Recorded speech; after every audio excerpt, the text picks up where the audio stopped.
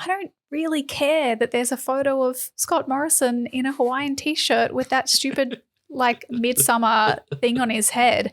I care that he backs in fossil fuel corporations and their projects that are frying my planet.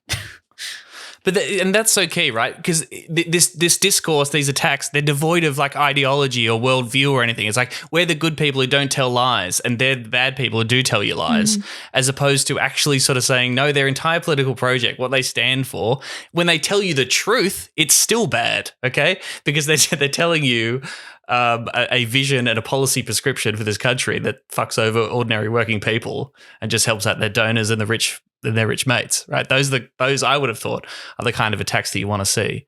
Yeah. And the obsession with lying and stuff and exposing this, you saw this a lot in the Trump era, right? Like I've exactly. the Pinocchio system and the New York Times compiled every single Donald Trump lie everywhere, and it did nothing.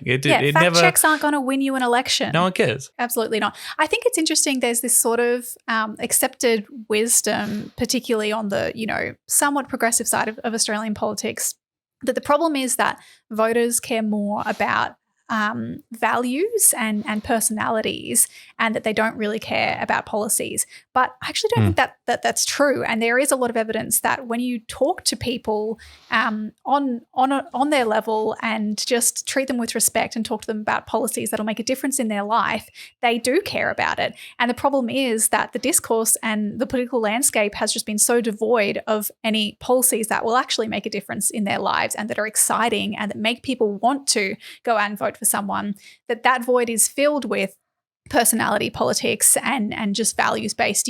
Scott Morrison's Christian, so if you're Christian, you vote for him.